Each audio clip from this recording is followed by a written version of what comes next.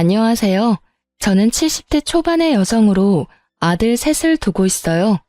아들 셋을 모두 출가시켰으니 며느리도 셋이죠. 저는 젊은 시절 남편을 잃고 혼자 힘으로 아들 셋을 키웠어요. 처음에는 먹고 사는 일에 바빴죠. 먹을 거 안 먹고 입을 거 안 입고 그렇게 해서 종잣돈 모인 걸로 여기저기 투자를 좀 했죠. 제가 물건을 잘 판단해서 그런지 운이 좋았는지 투자하는 데마다 일이 잘 풀렸어요. 그러다 보니 지금은 꽤 많은 부동산과 현금을 가지고 있죠. 같은 환경에서 키웠지만 아들들은 지금 형편이 모두 다르답니다. 우선 첫째네는 아들이 아주 큰 회사는 아니지만 박봉은 아니어서 형편이 그럭저럭한 상태였어요. 그리고 둘째네 형편이 셋 중에 가장 어렵다고 할 수 있겠네요.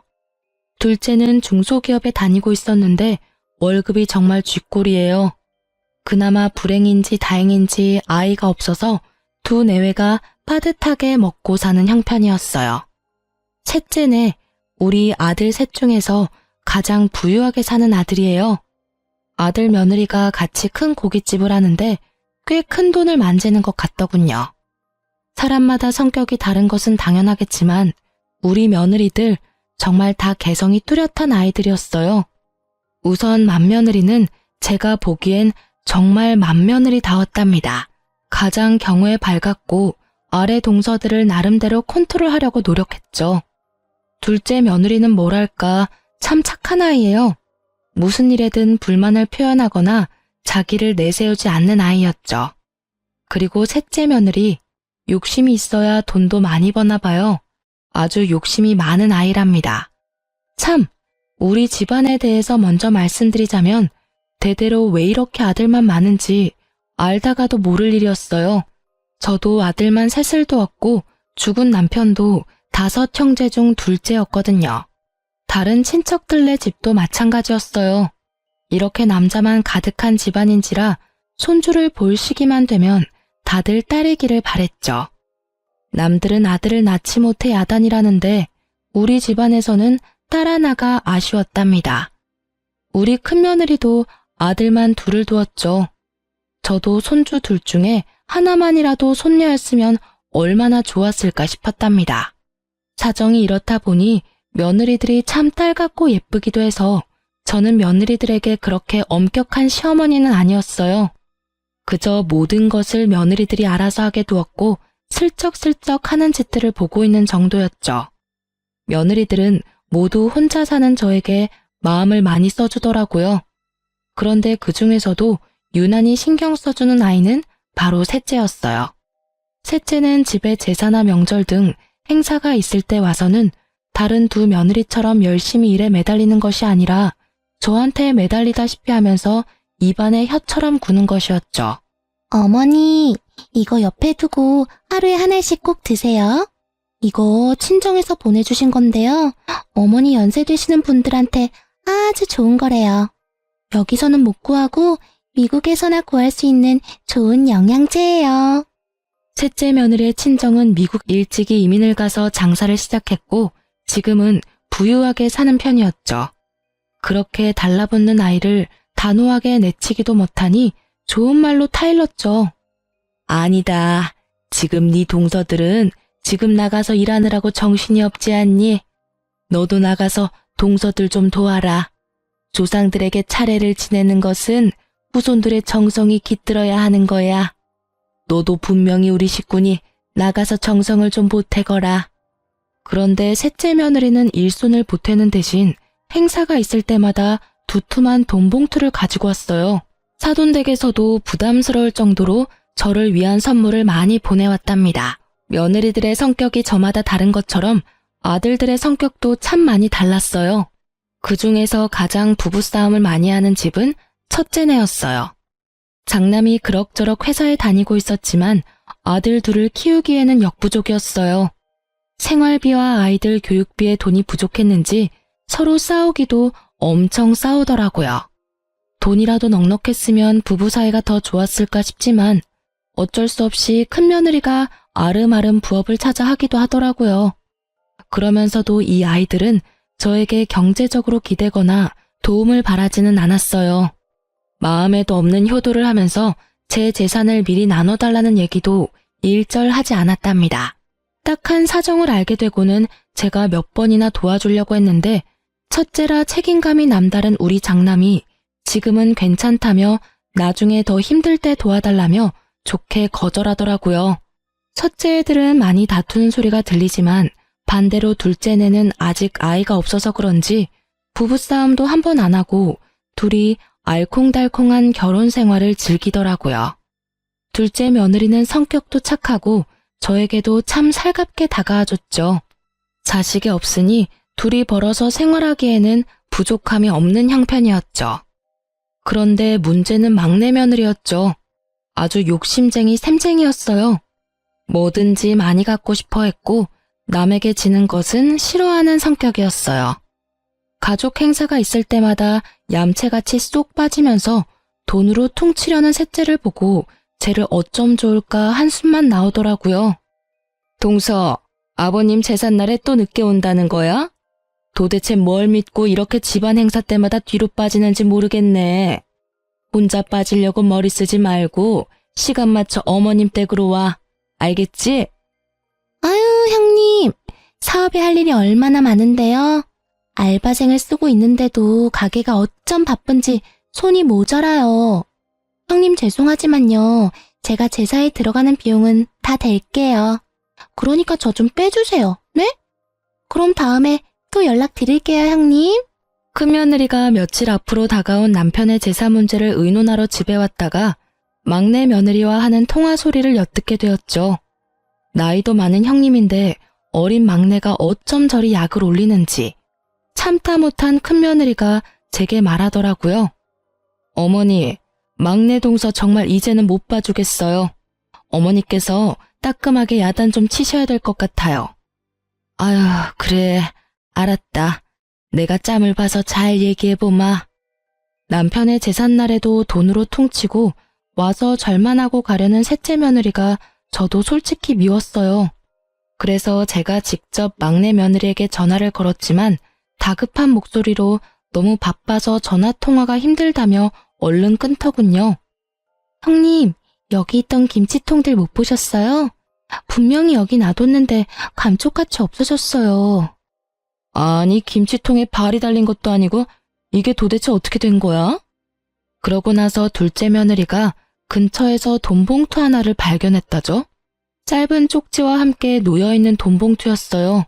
꽤 많은 액수의 돈이 들어있었고 이 돈으로 사람을 사서 김장을 다시 하라는 셋째 며느리의 또 다른 얌체짓이었죠.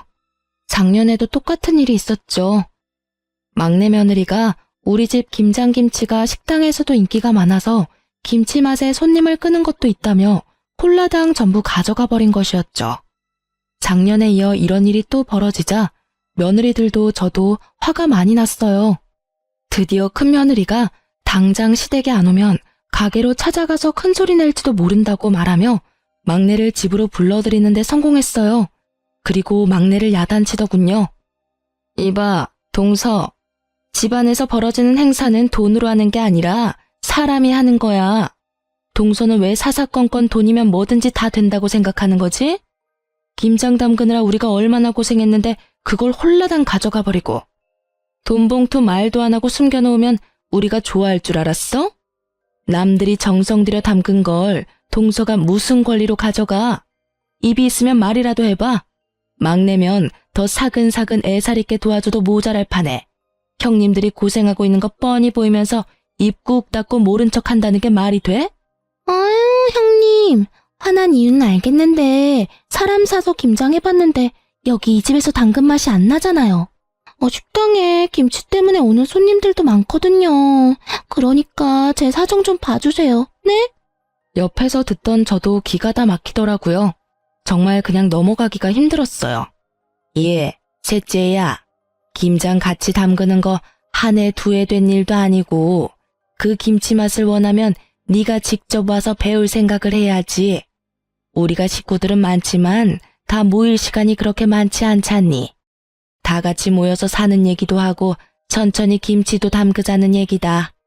그런데 막내만 보란듯이 툭 빠지면 시작하기도 전에 사기가 떨어지지 않니? 네 형님 말 잘 새겨 듣고 다음부턴 김장도 직접 와서 배우고 가거라. 알겠니? 셋째는 이런 제 말에도 비용은 얼마든지 넉넉하게 될 테니 식당에서 쓸 김치까지 우리더러 담가달라는 것이었죠. 그러고는 한다는 이야기가 사람을 움직이는 것은 결국 돈이라나요? 제가 세상 일이 그렇게 돈으로만 굴러가지 않는다고 그 생각을 버리지 않으면 언젠가 발등을 찌를 수 있다고 타일렀어요. 둘째도 셋째를 야단치면서 앞으로 이런 짓을 또 한다면 동서들 사이에서 따돌림을 당할 것이라고 경고했죠. 그랬더니 셋째가 코웃음을 치더군요. 그런데 이런 며느리들끼리의 다툼이 아들들에게도 말거리가 되었나 봐요. 우리 집 사람하고 근재수 씨는 제사다 차례다 해서 그때마다 며칠씩 고생을 하는데 왜 막내 재수 씨는 그때마다 안 보이니? 똑같은 며느리인데 왜 두 사람은 죽어라 고생하고 한 사람은 보이지도 않느냔 말이다. 오죽하면 이런 말이 내 귀에까지 들어오더라. 돈 봉투 놓고 사라지거나 엄마 옆에나 딱 붙어서 아부하는 거 이제 하지 말라고. 네가 재수 씨한테 잘 말해. 그러게 말이다. 너희 지난번 설에도 집에 돈만 보내고 둘이 스키장 간 거 내가 다 안다. 우리가 비록 너처럼 많이 벌지는 못해도 집안 행사 때 쓸 돈은 낼 수 있어. 그 돈 없어서 집안 행사 못 치르지 않는다. 돈만 보내는 게 얼마나 예의 없는 짓인데 재수 씨 때문에 우리 기분이 어떻겠냐? 우리도 빠지고 싶고 놀고 싶지만 집안 행사니까 참고 하는 거야. 막내야, 어린 건 알겠지만 너도 한 집안의 가장이니까 네가 먼저 솔선수범하고 책임감 있게 행동해야 돼. 그래야 재수 씨도 보고 배우지. 아니, 제 와이프가 뭘 그리 잘못했다고 다들 왕따를 시켜요? 그렇게 그런 게 억울하면 형들도 돈 버세요. 돈 벌어서 힘들지 않게 살면 되는 거죠. 그냥 일 안 하는 것도 아니고 충분히 행사 비용 될 만한 돈은 내놓고 빠지는 거잖아요. 저희도 억울한 부분이 분명 있다고요. 각자의 사정이 있는 거잖아요. 고깃집으로 장사 잘 되는 게 얼마나 힘든 건지 아세요, 다들? 하루라도 장사 안 하면 주변 상권에 밀리기 일쑤라고요. 물 들어올 때 노져야 되는데 지금이 물 들어올 때라 절대 빠질 수 없어요. 저흰 형님들과는 다르게 하루하루가 바쁘다고요. 위에 아들 둘도 셋째 아들의 이런 말에 어이가 없는 모양이더군요. 저 역시 평상시에 아이들의 다툼에 그다지 끼어드는 편이 아니었고 셋째 아들에게 제 생각을 이야기해봤자 별 소용이 없겠다는 생각에 그냥 듣고만 있었어요. 그리고 답답해서 잠시 현관문 밖으로 나갔다가 앞집 손녀딸을 보게 되었죠. 명절날이나 다른 행사 때 우리 집은 그야말로 난장판이었어요. 어릴 땐 뛰어다니느라 아랫집에서 시끄럽다고 찾아온 적도 여러 번이었고 이젠 머리가 좀 컸다고 다들 의견 하나 굽히지 못하고 싸우는 모습을 보니 가슴이 답답하더라고요. 이런 형편에 얌전하고 고분고분 인사하는 앞집 손녀딸을 보니 진심으로 앞집이 부럽더군요. 제가 다시 집 안으로 들어와서 아들 셋의 약간 싸늘해진 분위기를 돌릴 겸 해서 지나가는 말로 한마디 했죠. 아이고, 그나저나 앞집 손녀딸을 보니 인형 같더라. 우리 집엔 어떻게 이렇게 시커먼 사내들만 있는지 모르겠다. 손녀딸 하나만 볼 수 있다면 더 이상 바랄 게 없을 텐데. 아휴. 갑자기 조용해지더라고요. 제가 가볍게 내뱉은 말이었지만 아들들에겐 가벼운 말이 아니었나 봐요. 며느리들이 모두 젊기에 아직 얼마든지 더 손주를 볼 수 있는 상황이었거든요. 제 가벼운 말을 가지고 아들 셋이 각자 안 사람들에게 무슨 소리를 했는지 돈 버는 재미에 아이 낳는 것도 미루고 있던 셋째가 드디어 아이를 가지려고 노력한다는 소식이 들렸어요. 일단 반가웠어요. 둘 다 젊으니 피임을 그만두고 나서 바로 아이가 생겼다더군요. 그런데 이상하게도 아들 둘을 낳고 한동안 아이가 없었던 첫째네까지 생뚱맞게 아이를 가졌다는 이야기가 들렸어요. 갑자기 손주복이 터지는구나 싶었지만 둘 다 아들일 것 같아서 마음이 불안하긴 했답니다. 그리고 이 와중에 혼자만 아이를 갖지 못한 둘째네가 마음에 걸렸죠. 둘째야, 아직 젊으니까 마음 조급하게 먹지 말아라. 갑자기 웬 손주들이 한꺼번에 둘이 생기려는지 모르겠구나. 네가 신경이 쓰일 것 같아 하는 말이야. 아니에요, 어머니. 그건 사람 힘으로 되는 일이 아니잖아요. 다 하늘이 점지해야 되는 일이죠. 저 아무렇지도 않아요. 걱정해 주셔서 감사해요.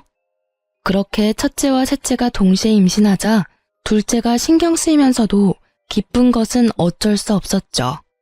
특히 돈 버는 일에만 신경을 쓰면서 아이 낳는 일을 피하고 있었던 막내네가 아이를 가졌다는 것이 정말 의외였어요. 식당이 한참 잘 되고 있었거든요. 막내의 성격으로 보아 쉽사리 그런 결정을 내릴 애가 아닌데 곰곰이 생각을 해보았어요. 첫째네는 이미 아이를 그만 낳을 것이라고 했었고 위에 아이 둘은 이미 초등학교 2, 3학년이었어요. 셋째가 너무 터울이 컸죠. 그런데 갑자기 이렇게 경쟁하듯이 아이가 생기니 어리둥절할 밖에요. 마음에 집히는 것이 있었죠. 제가 얼마 전에 아들들 앞에서 가볍게 내뱉은 말이 머릿속을 지나갔죠. 특히 돈 버는 일에 재미를 붙여서 집안 행사 때도 절만 하고 사라지는 셋째가 갑자기 바깥일을 줄이면서 아이를 가진 이유가 짐작이 되었어요. 제가 그저 지나가면서 한 말을 손녀딸을 낳아주면 가진 걸 다 주겠다는 말이거나 대부분의 재산을 주겠다는 말로 받아들인 것이 틀림없었죠. 그래도 설명이 안 되는 건 첫째네였어요. 평상시에 크게 욕심을 부리지 않은 아이들이었거든요. 그러나 견물생심이라고 평상시에 욕심을 부리지 않았지만 재산을 준다는 말에 욕심이 동했던 것이 틀림없었어요. 첫째네, 특히 큰 며느리, 너도 별 수 없구나 싶었답니다. 하지만 속으로만 짐작을 하고 아이들에게 내색을 하지는 않았어요. 재산 때문에 손녀를 낳아 효도를 하려는 자식들이 한심했지만 일단 임신 중인 아이들에게 나쁜 소리를 하고 싶지는 않았죠. 나중에 아이를 낳으면 한마디씩 해줄 생각이었어요. 그리고 저는 제가 살아있는 동안에 제 재산을 미리 증여해줄 생각은 없었답니다. 다 제가 죽고 나면 저희들에게 돌아갈 재산이었어요. 이렇게 제 머릿속이 이런저런 생각으로 복잡할 때 셋째가 이야기를 꺼냈답니다. 어머니, 저 미국에 가서 아이 낳아올게요. 친정이 미국에 계시니 저도 편안하고 어머니도 신경 덜 쓰시게 될 것 같아서요. 그리고 아이한테 미국 시민권 하나 만들어주는 거 큰돈 들여서라도 해준다잖아요. 셋째 며느리의 말이 나름 일리가 있다고 생각되었어요. 곧 태어날 손주에게 도움이 되는 일이니 가서 낳고 오라고 했죠. 그렇게 며느리가 미국으로 떠났고 간지 10개월 만에 아이를 낳았다는 소식을 전했죠. 그렇게도 기다리고 기다리던 손녀딸이라고 하더라고요. 저는 정말 날아갈 듯이 기뻤답니다. 빨리 데리고 들어오라고 성화를 했죠. 며느리가 드디어 아이를 데리고 들어왔어요. 정말 예쁜 공주님이더군요.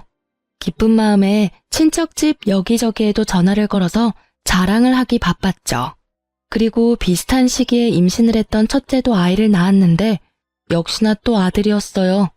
큰며느리도 이제 저처럼 아들만 셋인 세 형제의 엄마가 되었죠. 막내 며느리는 갓난 딸아이를 데리고 제 옆에 찰싹 붙어서 더 이상 돈 벌러 나갈 생각도 않더라고요. 그래도 이쁜 손녀 얼굴 보니까 용서가 되더라고요. 아이고 우리 공주님 누굴 닮아서 이렇게 예쁠꼬. 애비를 닮았나 애미를 닮았나 어디 자세히 좀 보자. 할머니 해봐라. 할머니. 그런데 제가 이렇게 말하는 순간 셋째 며느리의 얼굴 표정이 움찔거리는 걸 느꼈어요. 눈은 손녀를 향해 있었지만 곁눈질로 살펴보니 며느리 얼굴이 약간 창백해지더니 살짝 떨리는 손을 얼른 뒤로 감추더군요. 별일 아니라면 별일 아니었겠지만 뭔가 숨기는 걸 들킨 사람의 반응이었답니다. 내내 제 머릿속을 떠나지 않았고 곰곰이 돌이켜봤죠.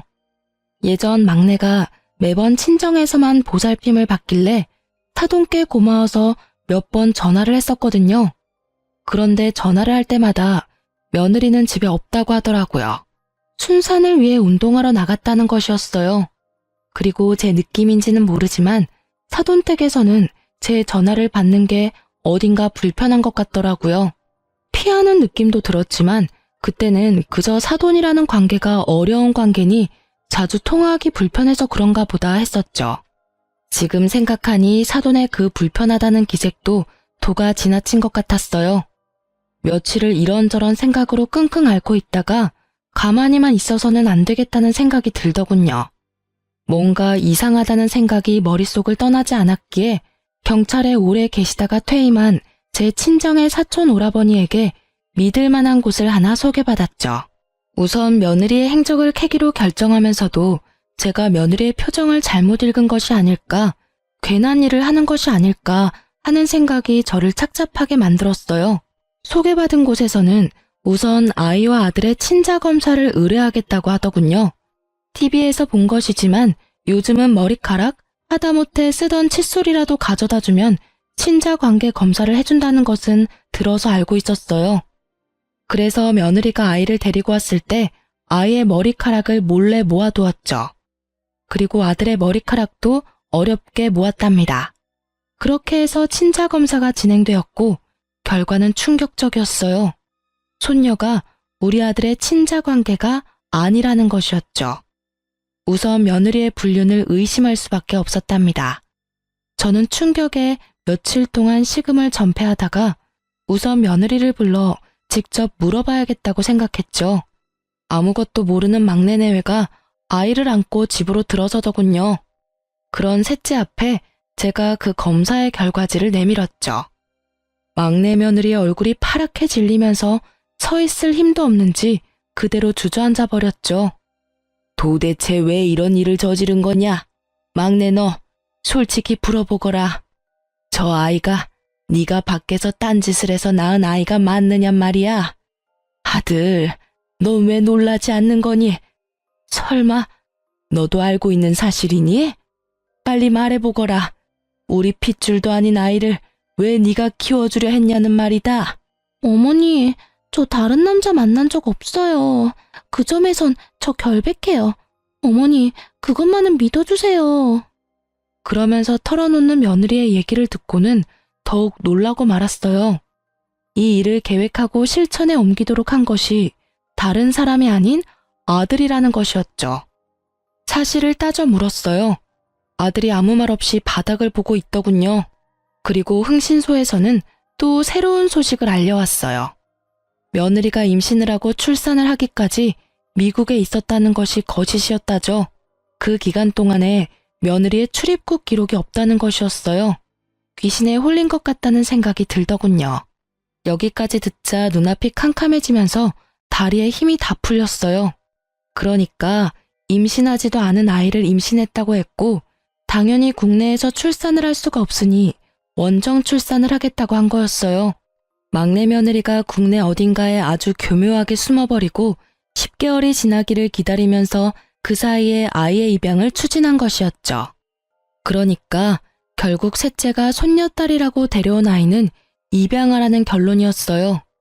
결국 제가 지나가면서 한 말을 가지고 저희들끼리 오해를 해서 빚어진 참담한 효도 경쟁의 결과였죠. 그러고 보니 비슷한 시기에 맏며느리가 위에 두 아이와 터울도 있는데 갑자기 또 아이를 가졌다는 것도 이상했죠. 과연 우연의 일치일까요? 맏며느리를 우선 불러서 물어보았죠. 저희는 이제 아이를 그만 낳으려고 애들 아빠가 단산 수술을 했었어요. 그런데 갑자기 아이가 생겼어요, 어머니. 이상하긴 했지만 이미 생긴 아이를 어떻게 하겠어요? 이 말도 듣기에 따라서는 며느리가 딴짓을 했구나 싶기도 한 말이었어요. 하지만 이 말을 전혀 아무렇지도 않게 하는 큰며느리에게서 한치의 의심도 느낄 수가 없었죠. 그래서 소개받은 사람들에게 큰아들 내외에 대해서도 조사를 부탁했어요. 그런데 흥신소 사람들은 큰아들과 며느리 둘 다 일상에서 전혀 벗어나지 않고 있다더군요. 저는 이번에 큰아들을 따로 불렀어요. 큰아들은 이 우연과 관련이 있을 것 같았거든요. 엄마, 그게 있잖아요. 제가 집사람하고 상의 없이 단산 수술을 한 것을 풀어버렸어요. 그래도 아들이나 딸이나 반반 가능성은 있는 거잖아요. 그래서 50% 확률에 기대본 거예요, 엄마. 잘못했어요. 엄마, 제가 진짜 잘못했어요. 이 말을 듣고 저는 정말 큰아들이 한심해서 한숨이 저절로 나왔답니다. 아이는 부부가 합의해서 낳는 거지 어떻게 한쪽이 일방적으로 아이를 갖게 한다더냐. 막내만큼 나쁜 방법을 쓴 것은 아니지만 너도 결국은 똑같구나. 상속될 재산을 바라고 내가 원하는 것을 해주려 한 거였어. 셋째가 욕심이 많다는 것은 알았지만 믿었던 네가 그럴 줄은 정말 몰랐구나. 큰아들이 고개를 떨구고 눈물까지 떨구더군요. 본인의 잘못을 인정하는 것으로 보였죠. 몇 번을 더 제게 잘못했다고 빌더군요. 그런데 큰애네 집에서 그 이후에 난리가 벌어졌다죠. 큰며느리가 짐을 싸서 갓난아이만 두고 친정으로 가버렸다는 것이었어요. 어떻게 나하고 의논도 없이 풀어버려요? 자식 하나 키우는 게 화분 하나 들여놓는 것 같이 생각되는 모양인데 어디 당신 혼자 아이들 한번 키워봐요. 나는 이제 모르겠으니까. 지금 처지가 그냥 그렇고 그래서 답답한 마음에 그랬어. 엄마한테도 말했지만 아들, 딸 확률은 반반이잖아. 그래서 그 확률에 좀 기대 본 거였다고. 제발 이러지 말고 집으로 가자. 응? 확률? 아이가 무슨 로또인 줄 알아요? 지금 우리 처지로 있는 아이 둘도 키우기 빠듯한 거 알잖아요. 가뜩이나 이제부터 돈이 많이 들어갈 시기인데 아이가 하나 더 생겼으니 당신이 알아서 해요. 아무튼 당신이 벌인 일이니까 알아서 책임지겠죠. 딸 키우는 것보다는 아들이 돈은 덜 들잖아. 그리고 낳아놓으면 어떻게든 자라기 마련이라고.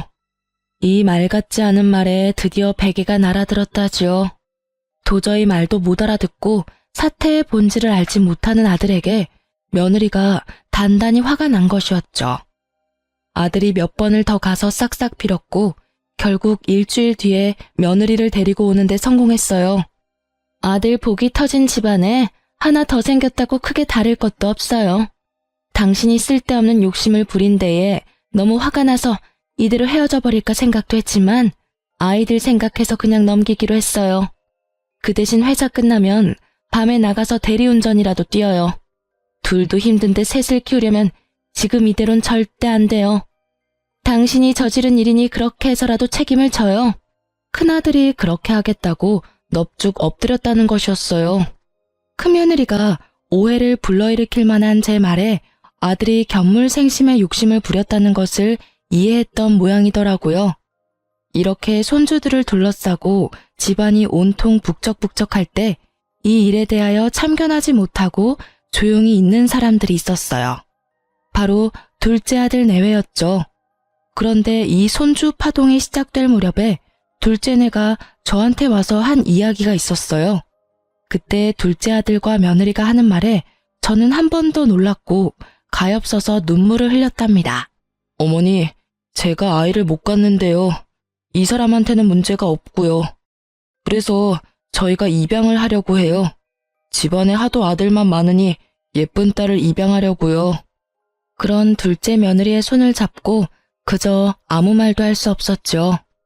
제가 손을 가만히 잡아주자 둘째 며느리가 눈물을 보이더군요. 아들이 그런 며느리를 달랬고요. 저는 입양을 하겠다는 둘째네의 입장에 전적으로 찬성했어요. 사태의 내막을 알게 된 저는 막내 아들과 며느리에 대해서 화가 날 대로 났어요. 낳지도 않은 아이를 낳았다고 저를 속이고 사돈집까지 그 일에 모두 가담했다는 데에는 정말 참을 수가 없었죠. 저는 아이들 6을 모두 불러 모았어요. 우선 셋째, 내 말을 잘 들어라. 입양한 아이도 분명히 네 아이다. 입양을 갈 처지가 되었다면 그것은 이미 부모로부터 한번 버림받은 거야. 그 아이를 너희가 데려오지 않았다면 어쩌면 더 좋은 곳으로 가게 됐을지도 모른다. 그 책임은 분명히 너희들이 져라. 그 애를 잘 키우도록 해. 셋째네가 그런데 대답이 없더군요. 제가 재차 아이한테 미안한 것을 알고 잘 키우라고 말해도 대답이 없는 것이었어요. 이렇게 해서 셋째네가 가짜 손녀를 만들어 가지고 왔다는 것이 마지네와 둘째네에게까지 알려지게 되었죠. 하지만 막내 아들은 여전히 뉘우칠 줄 모르고 말하더군요. 형들도 솔직히 말해보세요. 엄마가 가진 재산 다 준다고 했잖아요. 그 말에 혹하지 않을 사람이 누가 있어요? 엄마 재산이 한두 푼도 아니고 말이에요. 형들이 정말 나 같은 생각을 전혀 안 했다고 할 수 있어요? 큰아들이 부끄러운지 먼저 고개를 숙이더군요. 그렇지만 동생에게 할 말은 하더라고요. 엄마 말씀을 요즘 와서 곰곰이 생각해 보니 엄마가 손녀를 보게 해주면 모든 재산을 다 준다는 말씀이 아니었어. 나 역시도 그렇게 착각을 했었다.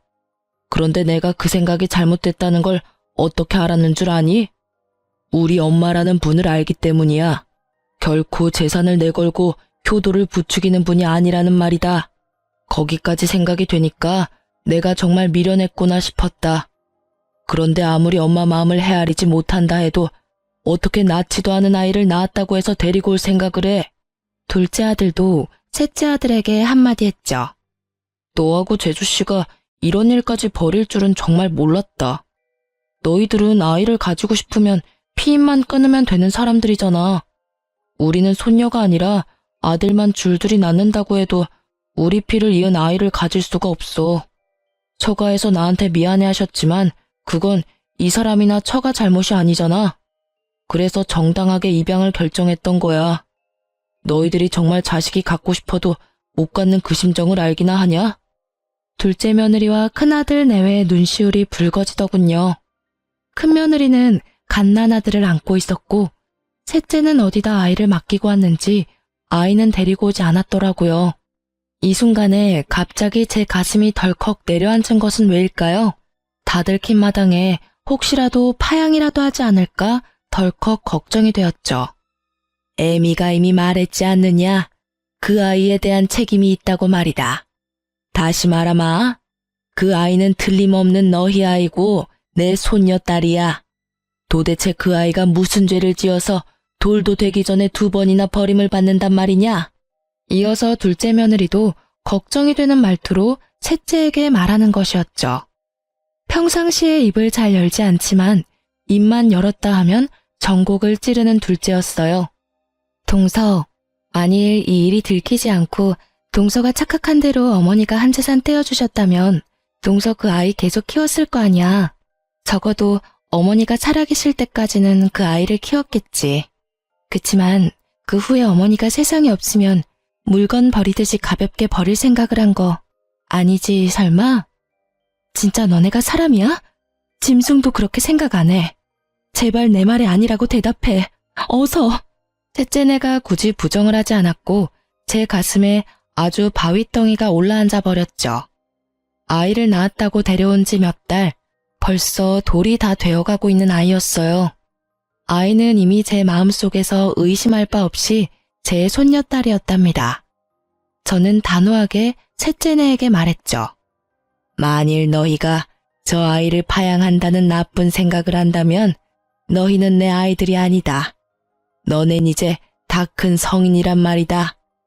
자기가 한 일에 대해서는 당연히 책임을 져야 하는 거야. 혹시라도 그 아이를 버리면 내 눈에 흙이 들어가기 전까지 둘 다 내 앞에 나타날 생각은 하지 말아라. 제 품에 안겨 방긋방긋 웃고 있는 손녀딸이 생각나면서 제 눈에도 눈물이 고였죠. 그 아이를 제 품에서 떼어놓다니요.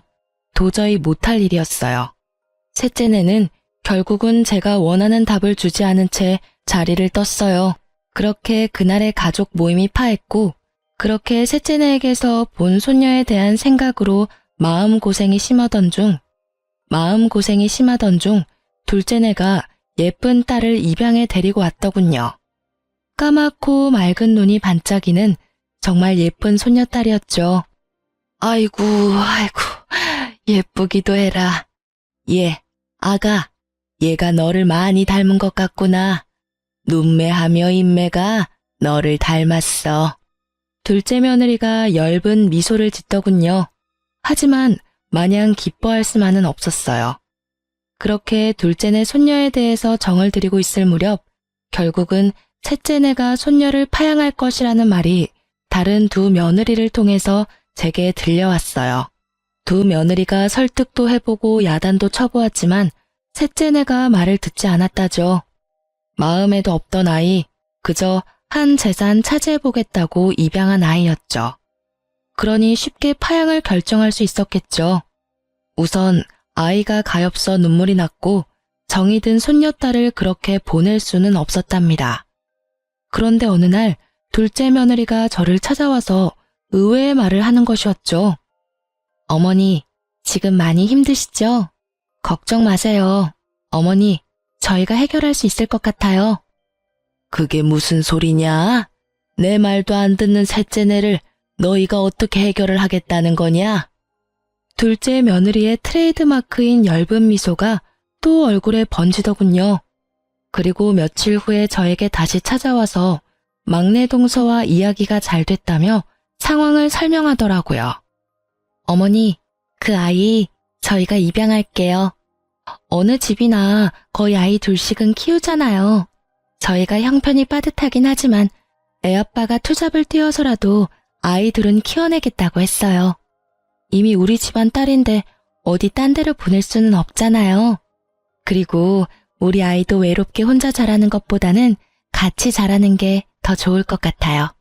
동서가 쉽게 동의했어요, 어머니. 이 이야기를 듣고 저는 저도 모르게 둘째의 손을 따뜻하게 잡았어요. 밥이 입에 넘어가지 않았던 저는 정말 둘째의 따뜻한 마음 씀씀이가 기특하기 이를 데 없었답니다. 그러나 저는 둘째가 그 아이를 새로 입양하기보다는 여전히 셋째네가 그 아이를 버리지 않기를 더 바랬어요. 하지만 셋째네는 제 기대를 저버리고 말았죠. 네가 결국 못할 짓을 하는구나. 나는 너같이 비인간적인 아들을 낳은 적이 없어. 어릴 때 비록 어렵게 키우면서도 그렇게 가르친 적도 없고. 그건 자기 자식을 버리는 거하고 똑같은 거야. 그걸 도대체 모르겠다는 거냐?